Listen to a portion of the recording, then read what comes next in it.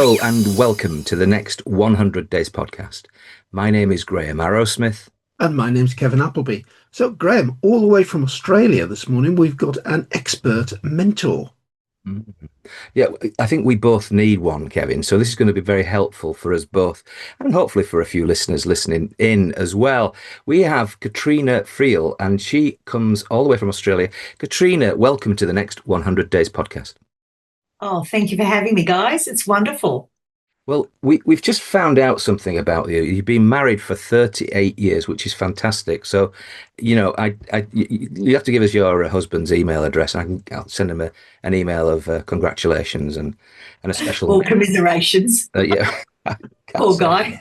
But so obviously you've had a long relationship, and I suppose in a way you enter the relationships, you create relationships with people that you coach.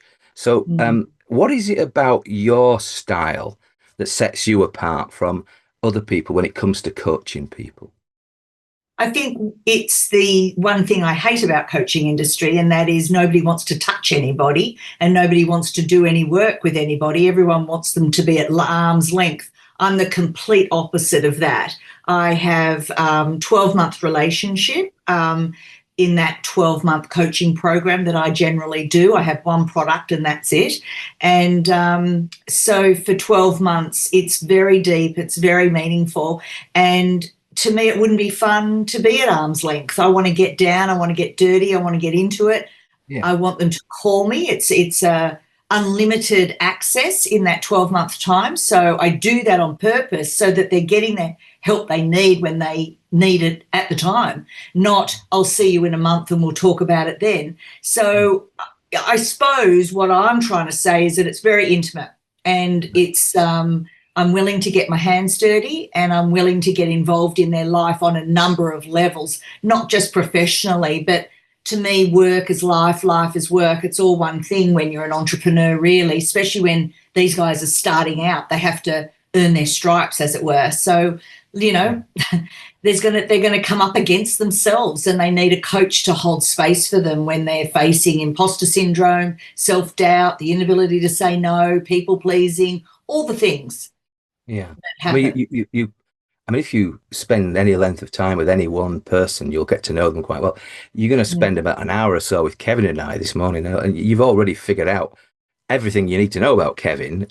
We had a bit of a mishap when we started, but he looks fine now. His cheeks are rosying up, and good. But he looks in fine fettle right now. But the more you get to know somebody, I guess the better. Well, it's bound to happen, isn't it? If you know somebody really well, then they'll share things as they're going along. They won't feel as intimidated. It's not a one-off thing in a month.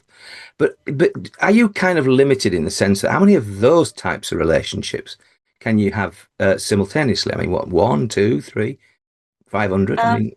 Yeah, so you're right. I'm not about quantity. Mine's about quality. So because of the price point that I'm at and the price point that I train and teach my clients to have, it means that, it's at that other end of the scale. So people expect the best, they want the best, they want access to you, and they pay for that privilege. So, yes, I would have a maximum of 20 clients in a year that I can handle, and that gives me a very lovely lifestyle and not overwhelmed with too much coming at me. Plus, I also break them up into groups so that there's only ever really 5 on the boil at any one time, and then the next group will sort of start in at the right time. But when I'm building assets, I build it all for them. It's all a done for you model. So in the first 90 days is all the big heavy lifting for me, and then the rest of the 12 months is them starting to do it and get out there and start to build their business under my protection. You kind of lost me a little bit. You've this first 90 days, you build assets. What does that mean? That means that I'm building the book for them, the website, the brand, the signature program, setting up all the social media so that within 90 days, their personal brand business is built with all the assets that they need to actually get started. Because what I found when I first started 25 years ago is I was just training, showing them how to do it, where to go, what to do, and I found that nobody did anything. So I realised that people really need that technical support. So I do it for them now. And that started 20 years ago and I've never looked back. It's the best thing ever. And now 10 years in, 10 years sort of more lately, have you noticed that done for you is now coming into fashion? They've realised people need things done for them because they're not the expert in that thing. So why are they trying to battle to build all these assets when they can't? I want to get them set up so that they can get on with the thing that they're good at doing, and that is their personal brand business, whatever that may be. Okay, but I mean, you're an author yourself, and you've written a number of books. But we'll come to that. But for them, I mean, we've talked to other people who've been on the show, and they can put a book together pretty quickly in some cases, and other cases that we've had people who are publishing companies, and they basically help promote the book and so forth. And the thing that comes through from the book, and Kevin will recognize this, is that it's almost like you're writing it not necessarily for people to read it, but for and you'd like them to read it, but effectively it's an authority card. It's a bit like having a business card that's yay thick, and in a sense, and it also, I guess, structures the way that somebody will think about you as an individual. So it's a really important thing that you're doing. But how is it you go about writing that book? I mean, presumably you just sit down with them, do you, and take lots of notes? Yeah, so I have a 2-day kickoff. That's the way I do it. So the first day I'm taking them through the business strategy, what I'm going to do, why I do it, where the money is, where the money isn't, and I show them what the personal brand business looks like. So they're kind of essentially signing off on that structure.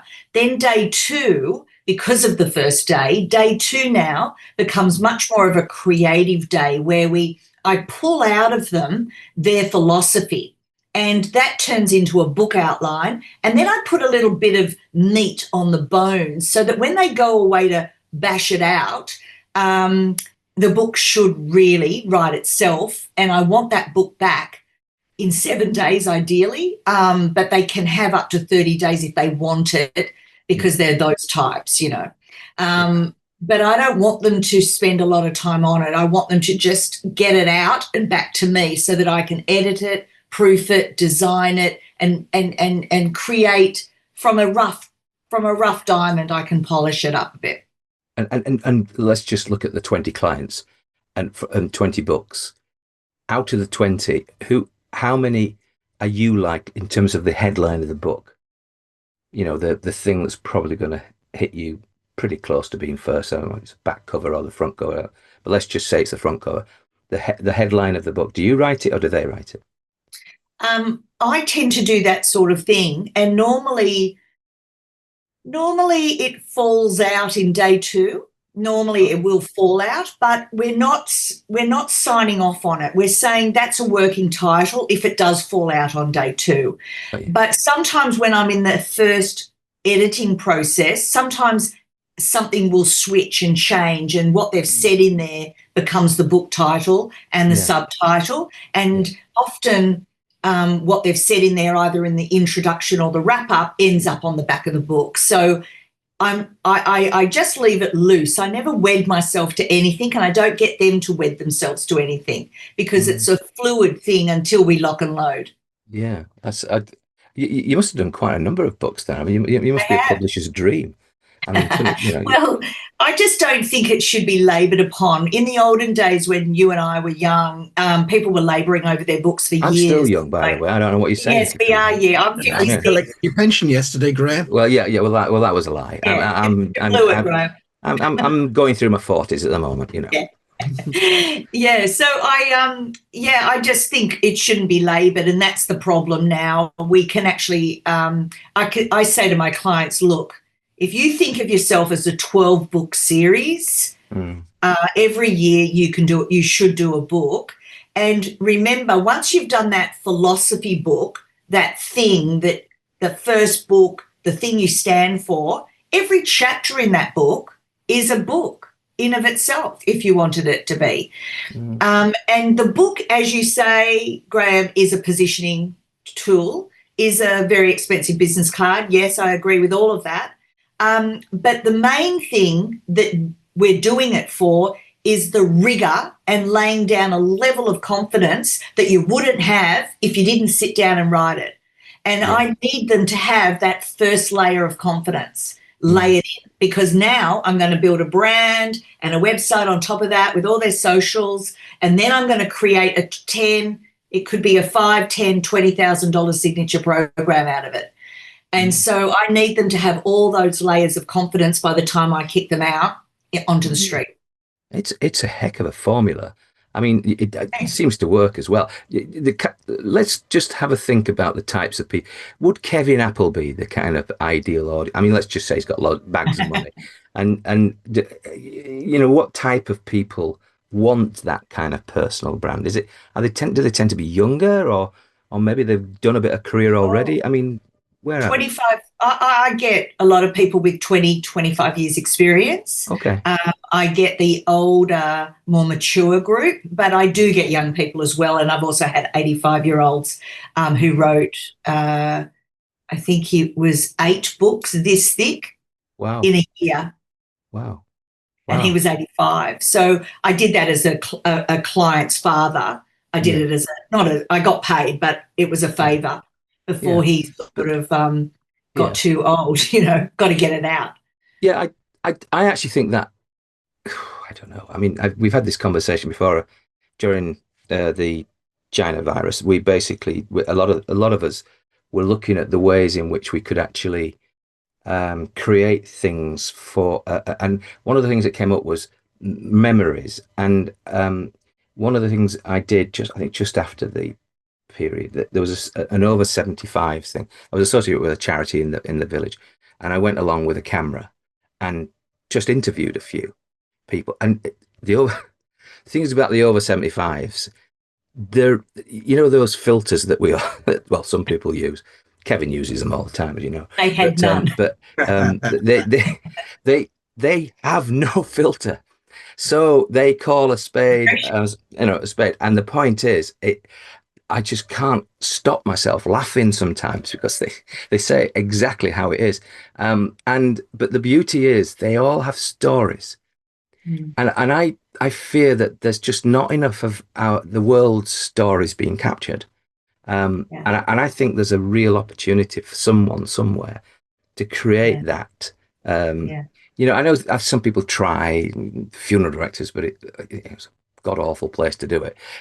Realistically, it needs to be back. Oh, and it's hard. It's harder than you think that. I had a business called Hero's Journey, and the Hero's Journey was for that exact product, because my grandfather died at 100 in 1 week, and he had the most incredible life, the most incredible stories. He told them all to me because I used to love to listen to them. And then he died, and I'm like, oh my God, that was a whole book that I could have written. And I just didn't want anyone else to be in that position. So I created that opportunity for people. But unfortunately, I had to move on from that because the older people, while they're funny at parties, as you discovered, Graham, they actually are not willing to pay for it. Their families aren't willing to pay for it. No, and the people are so...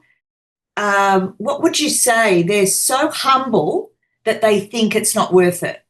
There are challenges. I don't know. I feel we're living in a new place now where there are ways in which you can do that. I think probably at a lower fee. But I do take your point. There is an opportunity, I think, to capture a lot more people's work. One of the things about reaching a milestone, as we discussed earlier, is that you do start thinking about these sort of things. Now, I'm not 100, and but the point is, you do start thinking, well, hold on a minute. The rest of my life is going to be as a pensioner? And I've always thought when I was a kid, well, they're really old. So, is there a time, to become like one of your clients? Could I still have, I don't know, 10, 15 years of a reasonable career, but with the right kind of branding? 100%, Yeah. 100%. I cannot say it enough. I am out there speaking on stages, encouraging people to put this together for their final chapter. And I don't mean final chapter as in then you die. It's like your final career chapter. What is your contribution? Your contribution at my age, so 50 to 60 to 70, is going to be more immense over the next 20 years than any of my 30s, 40s and whatever. Yeah. So in spiritual terms, we call that the crone. So a woman goes from maiden to mother to crone. That's just from a female perspective. Sorry to get woo-woo on you, but essentially that crone period, I'm out there saying to these women, stand up, contribute. You're the wise woman of the village now. You have to contribute now and bring the rest of us up with you. And if you're not contributing, and a lot of women don't, they're just, what are they doing? I have no idea. I never want to retire. I want to be on stages for the rest of my life. And when I do get a bit old in the tooth, I want to be still writing. So I'll write books till the day I die. And there's no reason why I can't. And back to your point about capturing stories, now AI will transcribe your stories. So young people, children of these people should get the phone out, record them every time they start a story and capture, shove it all in a Word document and then let me put it together in a week. It's done. I completely agree with you. I think that there are definite ways in this new era that you can do that sort of thing. And I wish I'd had it in my grandfather's day, but unfortunately before all that transcribed. Is the world changes positively though, isn't it, Katrena? I mean, Kevin, are you ready to write a book? I mean, I suppose you got a load of things. I mean, you've done all kinds of things in your time. It's something I've thought about on many occasions, Graham, and the opportunity to actually just get on and do it has never quite arisen. But just listening to what you've been saying so far, Katrena, about becoming the crone, as it is, and giving back all that knowledge. Now, I just wonder at the moment, does that get severely impacted by AI? Are people still prepared to listen, or are they going to ChatGPT for all the answers? Yeah, I think we're in the middle of a transition. I think that AI actually helps us write our books quicker and faster than ever before. I don't think we should shy away from that. And Amazon are already asking us every time we upload a book, have you used AI? And so they started to ask us a year ago where we're using it. So they're obviously tracking the uptake of AI in book preparation. And AI can help us in so many different ways.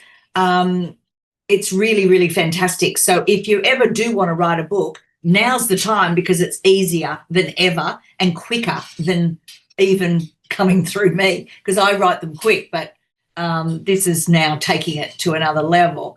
Yeah.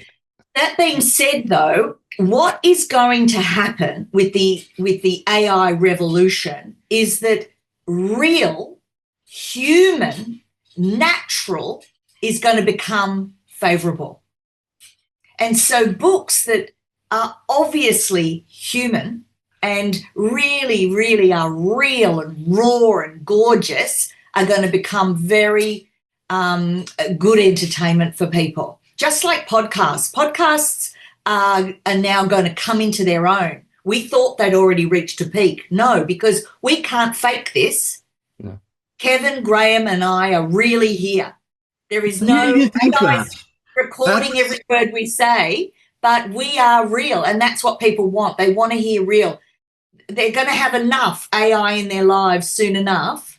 So what they're going to be seeking out is raw and real. So being live on social media, being live on a podcast, reading a book that's written in a real, genuine way that a computer couldn't do, that's what's going to become fashionable. Kevin, what do you say? So, Graham, turn off that AI version of yourself and let's have the real one in the podcast. Yeah, I don't know. I think I've been, because I'm involved a little bit with AI, and we've been trying to. I heard somebody had adapted a voice to sound like a female Nigerian, and it was really quite good. I don't know how they'd done, what prompt they'd kind of used to do that, but it was really good. And I've tried to do that for in the products that I'm using for an English voice. It's okay, but I don't, obviously don't. I'm not following the same kind of prompting that they are. So next week we're talking to an Australian about one of the services, and I really like to have an Australian voice as part of the. It's like an AI agent sits on your website and it'll talk back to you and so forth. And I'd love that to be a kind of a fairly neutral Australian voice without it being, but for me, that's a level of connection that makes the interface between human and AI slightly easier to take. But unfortunately, we start with a bank of American sounding voices, and we have to do something about them because sometimes it's too many. Out of, I think, the 8 different OpenAI type voices, only but one is anywhere close to an English accent. So it's quite challenging. And however, sorry, I'm going off subject here, but when it comes to the things that you just said about, it's not just the book, it's the website, the campaign that goes with it.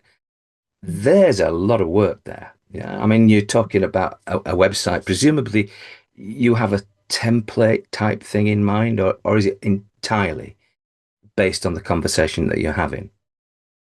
I create them from scratch each time, but I do have a structure in mind of where I need it to go. And there's certain things that I like in my clients' websites. And with every website, the technology is moving so fast. I'm practically having to learn, and I've just learned my new system and SEO and all the back end and everything. So you've really got to keep up to date. And that's what trips up people starting a business, is all of this will trip them up because they don't know where to start. They don't know who to be with. They don't know who to trust. And SEO is like a cowboys out there. That's scary, that whole industry. And so, and websites, how many people do we know where they've been left high and dry, not even being able to access their website backend? So there's so much scary out there. I don't mean to intensify the complexity necessarily for anybody listening, is that this week with colleagues, we're launching something called an answer engine optimization product, which in English just means that you can actually look at the website that you've got and it'll tell you how to move from that to be found and for your information to be cited in LLM, the large language, AI assistants like Chat and Grok and all the rest of it, to be so that they find your results. It's a different. Some of the SEO is still relevant, but the new website will need to be found by LLMs successfully. And there's a gold rush. That's a whole new frontier, and that is a gold rush. Exactly right. SEO will disappear, and the new one will come forward. We'll all have to adapt, just like we've adapted in the 80s, the 90s, the 2000s, the 2010s, and here we are at 20s. We're in the middle of the game. It's changing, but that's one of the things that keeps you young. I mean, if you're involved in that type of thing, or if you're trying to apply it, that's why I have a young assistant, because basically some of it I just cannot.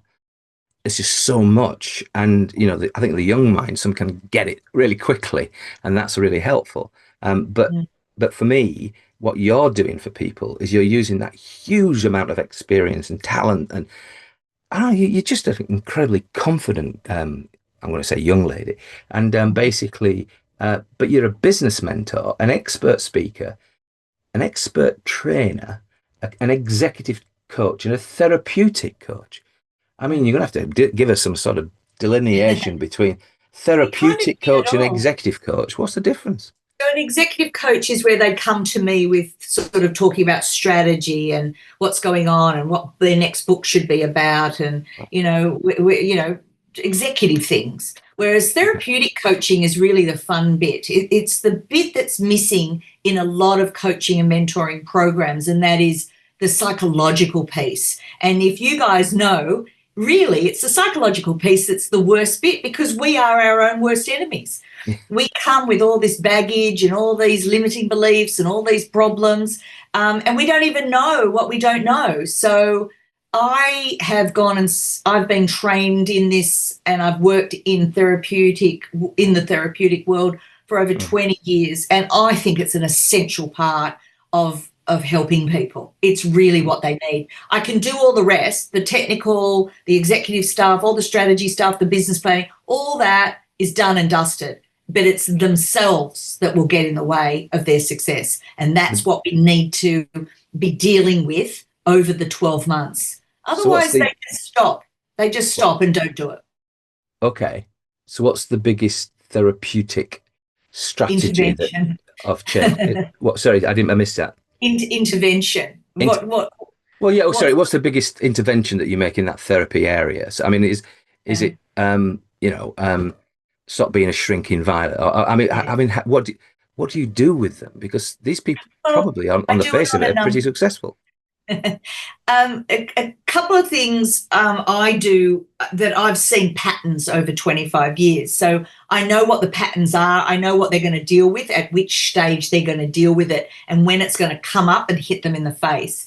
The first thing that I like to talk to them about is the challenges that introverts will have versus the challenges extroverts will have, and we deal with those problems first. The next level of therapeutic intervention needs to be, what are the challenges with a masculine energy and what's the challenges with a feminine energy? And what I want to see with entrepreneurs that are successful is that there's a balancing of the masculine energy with the feminine energy, and then you're a whole person, a balanced person. At the moment, I'm doing what you call a masculine activity. See how I'm putting it out there. People that are listening are doing a feminine energy activity, and that is listening and receiving. And so if I can't do this masculine activity, then I'm the world's best kept secret and I'll get nowhere. And so I do those two levels as a given, and then after that you start talking at the third level, specific limiting beliefs that they've grown up with an either overcritical mother or an overcritical father, and some poor people have had critical parents. And so they have things like, I'm not good enough, I've got to be perfect, nobody cares what I've got to say, and all these limiting things that aren't true. It's their truth, but I call them lies we tell ourselves. Yeah. Wow. I mean, there must be so much fun delving into people's lives. It is. I mean, you've got to love it. You've got to have all these little file cabinets with, they were. If you ever get bored, I'm going to have a reread of that. I mean, you obviously know a lot about people, Katrena. So you must have a fairly, you don't share that detail, but what you're sharing is this sort of high level. And when you're in the down and deep, can you sort of refer to others and the challenge and the way in which they've dug themselves out without naming names and so, because that would be unprofessional, but basically, is that how you do that? You basically, you have examples, because it's just another way of sort of getting them from A to B. But I don't know, when you get into the sinews of what you're doing, you're giving us the sort of overall framework. But what is it that you will actually say to somebody? What you're talking about is what we call talk therapy. And what you're talking about is stories and case studies and examples and metaphor.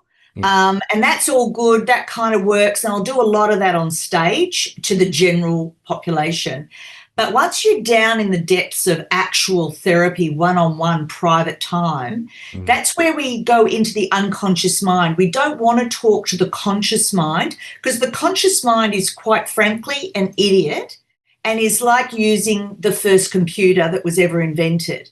whereas the unconscious mind has all the answers, all of them. And so what we do is we talk to that machine. That technology knows everything. And so we talk to them, we clear things. It's called clearing things. And we kind of rewire and reprogram the brain because the unconscious mind wants to. And we do it in what you would call a meditative or a light trance state. That way we don't have the conscious mind going, hang on a minute, I'm in charge here. Look, the ego needs to be the best and the brightest, and we don't need any of this. So we put them to sleep and we get the unconscious mind doing the work, and the unconscious mind will change and evolve in a heartbeat, in a millisecond.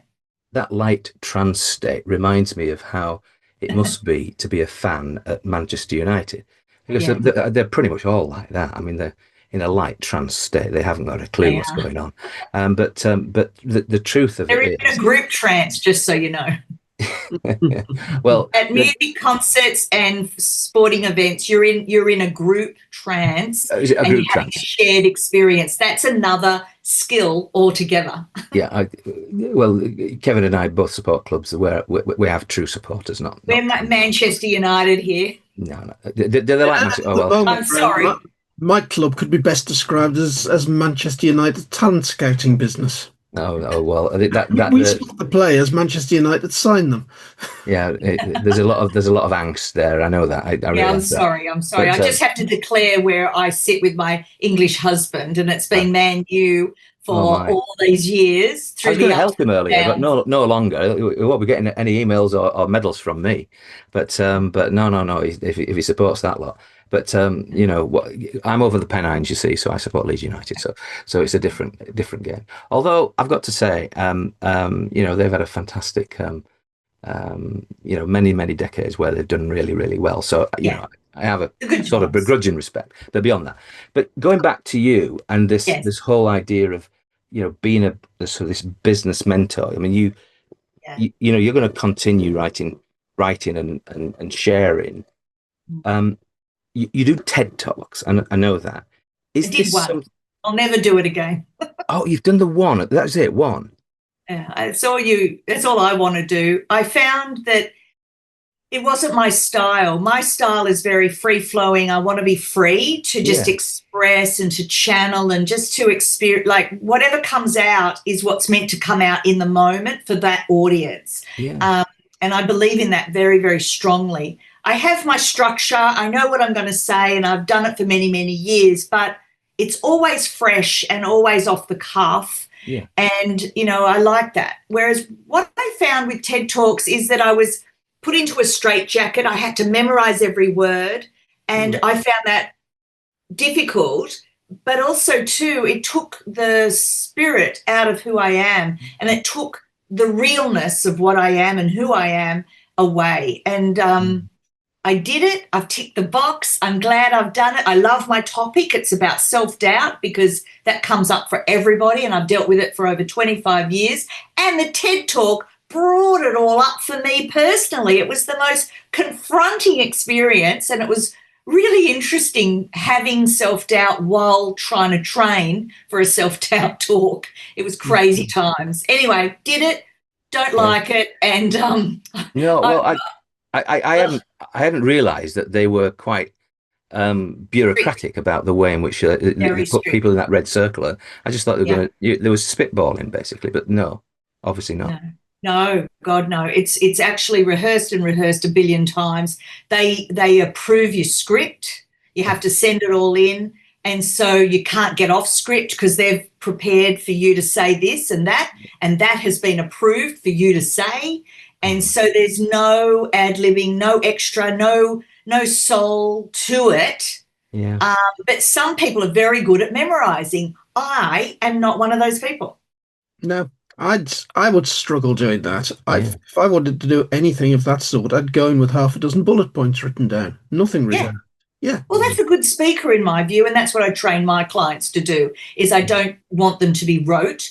I don't want them to be memorizing anything. I want them to have layered in their knowledge. They become the expert in their field of excellence during the process. Once I send them out there, they just get better and better and better and better at doing it. Some of them, by the time they hit their first speech, they're bloody good already, because I've already taken the brunt of their first and second, third, fourth, fifth speech.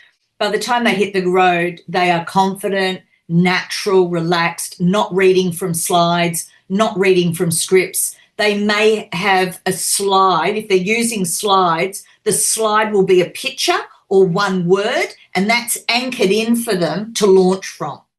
The rest they'll say. So, Katrena, tell me a little bit more about your sort of typical client. I'm struggling to understand whether we're taking a person, writing a book and creating a business from it, or are we taking an existing business and creating the book as the calling card? I can do both, and I've done both, and I get both. It's about 50-50. Corporate people in their corporate jobs with their corporate careers have a personal brand business within them. There's 7 streams of income within that they can access if they're put together correctly. And a lot of people get to sort of 50 and go, is this it? Are you bloody kidding me? And they want to get out. And, if they get retrenched, that's always a good thing, because they've got money to pay for someone to put it all together for them. And then, they've got everything they need. They're just not positioned correctly. They're not packaged correctly, and they're not priced correctly. I'll do that for them inside the program. Seven it can be anybody. 7 streams of income. Okay. Yeah. You've got the book. Yes. That's going to be one of them. The speaking business. Yeah. The speaking business, then the training business, which is your signature program where you train that in. And then you've got coaching and mentoring. Then you've got facilitation and consulting. Wow. You're like the Renaissance woman that she's managed to sort of pull everything together. We must have had, I don't know, 7 different guests over the last almost 500 episodes that we basically have talked to about individual. Might have been the website, might have been, it's definitely, we've had people on the books and training and coaching and mindset and all that kind of stuff. You look like you've got it all together, which basically means that you have a remarkable brain to be able to hold that and also be relevant as well, because then you're not going to get left behind in terms of the way that particular parts of that are moving forward. And so, that's some challenge, isn't it? First of all, thank you very much. I love being called a Renaissance woman. I'd love to think that I was Leonardo reincarnated in a female body. That would be a dream, but unfortunately, no. You are designing things, aren't you? Oh, yeah. Your drawings, it might not be his, but you're creating a drawing for your clients, which is channeled it a certain way. And I think the reason I've done it this way is very, very early on, somebody I learned from, like somebody said, you have to, in business, create an irresistible offer. Now, that was said 20, 25 years ago, and that went straight in. And so everything's been based on that. The second thing that's happened is that I love learning, and I want to work with people who are activated, lifelong learners, not the 90% of people who are just lifelong learners that will learn by default because they've had to. There's 10% of the world's population who are activated, proactive with their development. They're my client, and they are me. I love learning. I would proactively pay and invest in my development, and I've done that over a very long period of time. So now what's happened, because I've done all that learning, it's all gone in, and now I'm able to give them what they need when they need it, because I've got a lot of tools on my tool belt. But it's got to, as you say, be brought into one place. What I don't like seeing is people struggle. So they go to the book people and spend 25 grand. Yeah. Then they go to the keynote speaking people and they take another 20 grand or 10 grand or whatever it is. Then the signature program people will take another 10. And then coaching qualifications and learning how to coach and putting together a coaching one-on-one program, they'll learn that for another 20. And then will you even learn mentoring? Will you even learn facilitating? And do you even, you could do a whole program on consulting. So for me, I was doing all of that. I was working in those fields, and everywhere I went, no matter what, whether I was on a stage for 40 minutes or whether I was in a training room for 3 days or 5 days, every time someone will come up to me and say, I would love to do what you're doing. Yeah. And I call them the sparkly-eyed people. And when I first started to hear that a lot in the very early days, I realized I had to work out, how did I do it? And so I started to unpack and reverse engineer how I'd done it. And what started as this soup has now become a refined sauce. And I make it look easy, but that's the expert, that's the experience that makes it look easy. It wasn't like that when I first started. It literally was a soup of all of it. Now it's a refined sauce with none of the shit you don't need. Well, in Australia, where presumably a lot of your clients come from Australia, because if you got to have global, America, okay, so New York, London, Germany, Australia, and New Zealand, and so on. Oh, I see. So would you fly to see them, or would you just do I work remotely. My biggest years were COVID. COVID just blew my business up. I was actually close to burnout. It was so exhausting. There were so many people just had nothing better to do and all the money in the world. So boom, they're going to finally do my program. But well, you've managed to turn a bit of a tragedy into a big success, and you've got many years to come. And the beauty of what you've done for us today, share. Do you know the thing I'm going to take away from this? And I'll probably, it is when you've interviewed so many, had a conversation with so many people, you kind of bag one or two little things. But with you, it's this. I want to say confidence. There's something that says I am absolutely on my game. My football team are looking for a striker. I want somebody who's totally confident. I want them to hire somebody who is, got a bit of a swagger, but he's going to knock a few goals in. And you're that person. You're that striker. And if somebody wants to get, really good in the next sort of 10 to 15 years across a range of service, income-bearing areas, they're going to turn to you, Katrena, whether they're in London or New York or whatever. So. And I think that is superb. I'm really pleased that we've had you on the next 100 days. You've been a fantastic guest. Thank you. Thank you. It's been totally fun. As you can tell, I love talking about it. And I want to save people 5 years and $75,000. That's my goal. And I can do that in 100 days. There's no doubt about it.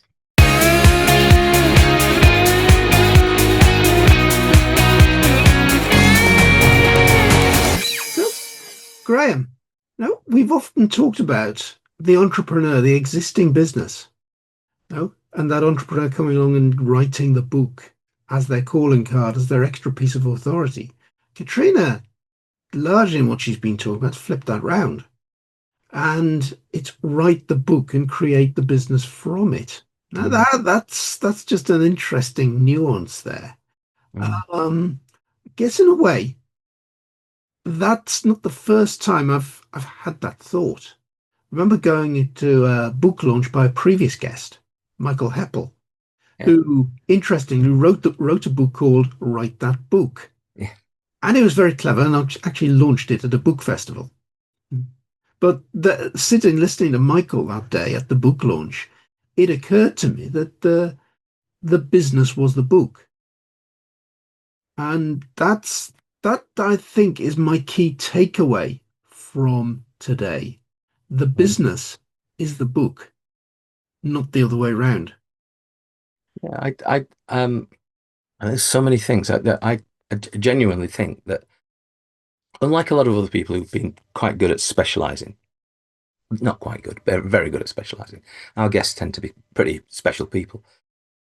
Katrena's taken almost like a seam, a coal seam, and she's got and gone through it. So there's a bit about a book, and there's a bit about coaching, and a bit about mentoring, and all those sorts of things. And you think, wow, she's creating multiple sources of income for the individual.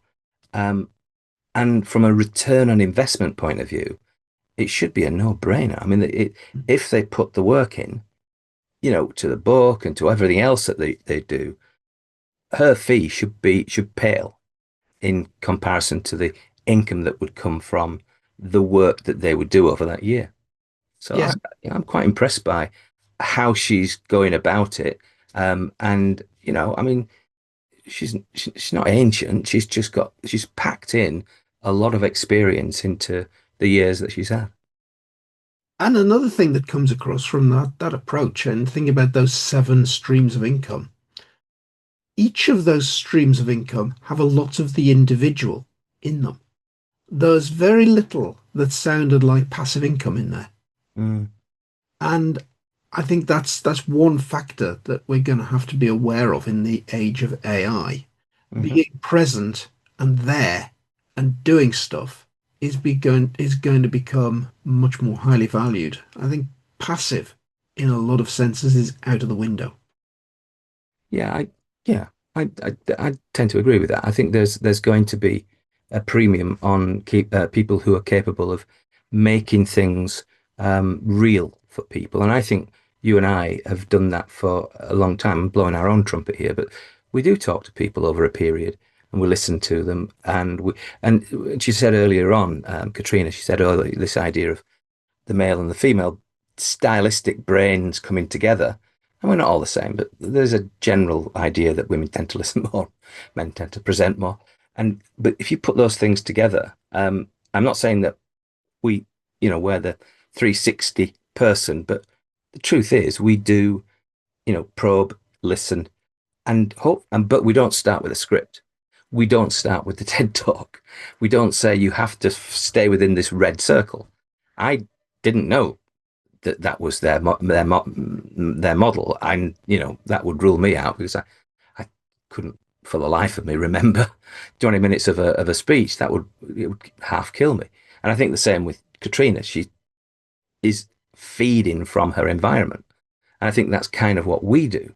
We're listening to the things that she's talking about, and then you realizing along the way that actually I'd like to know more about that. And you're asking questions about the types of clients and and the income streams and so forth. And that's, I think, the benefit that this podcast may be different from others, but this podcast presents to the world. So there you are. That's a little advert for us, Kevin. I think it is, Graham. And Yeah. you know, Katrena's there talking about writing a book to really bring your personal brand forward. Is there a way of shortcutting that? Well, I think a podcast is something you should really consider in personal branding, Mm. because it's very easy to get out there and talk about yourself on a podcast. And some shows it's probably easier than others. And I think ours, the format we use, actually really helps people get their personal brand across. It's Other podcasts that are more regimented might be a bit more difficult, but even so, I think, you get yourself on half a dozen podcasts. The advantage, you get yourself in front of other people's audiences as well, yeah. your own audience. And I think it's an incredibly powerful way of building that personal brand. Well, on that self-congratulatory note, I've been Graham Arrowsmith. I've been Kevin Appleby. Goodbye. Goodbye.